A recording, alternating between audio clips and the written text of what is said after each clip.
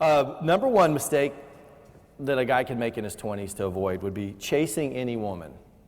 It seems to be the theme in the community more and more in the past few years. Who is the guy that writes the blog? He used to be Herbal. He's got that little book out, How to Get the Girl to Chase You. And I think that's actually the way you want to flip the script. But chasing any woman is bad, and it starts from the very first time that you see a woman. Because how does the traditional, typical American culture thing go?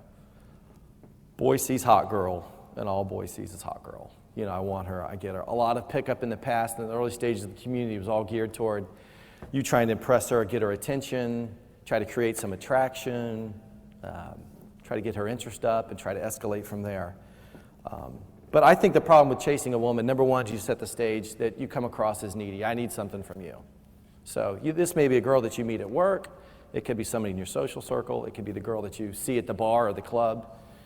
And all of a sudden you see hot girl and you feel a twinge in your groin, or you're like, wow, she's hotter than the girl I'm seeing right now. Or you're like, that would be a great notch in my belt. Or let me just have them out for fun tonight. Let's see how far I can push it with her. But that whole thing of you being the one chasing, it just reeks of neediness.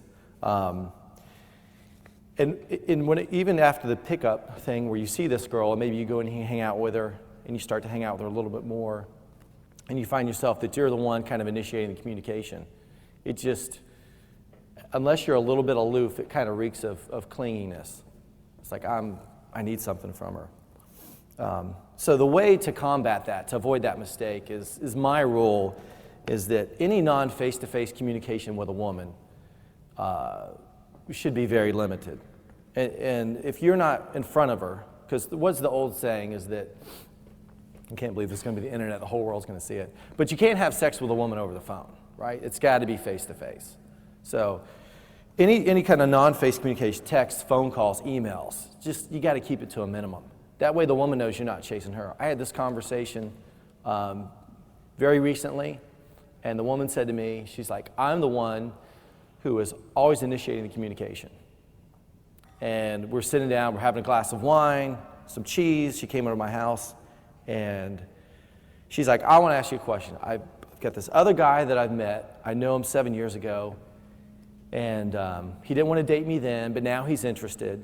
And I just met you a couple weeks ago, but I'm the one making all the initiation. I've made the phone calls. I've texted you. I'm like, yeah, I called you back. She's like, yeah, but I'm the one doing that. I said, listen, my rule is I'm not going to chase any woman. I said, because I'm not the clingy type. I said, how about that other guy? She's like, yeah, it's kind of creeping me out because he's calling me all the time. So even though women complain about you being aloof and they claim that, hey, you're distant, you need your space. The other conversation with another woman I had recently was this. Just crazy as shit.